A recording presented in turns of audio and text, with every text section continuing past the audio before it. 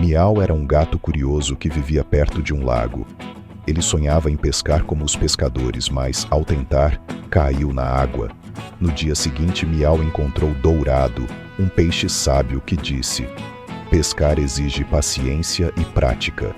Com a ajuda de Dourado, Miau aprendeu a lançar a vara com calma.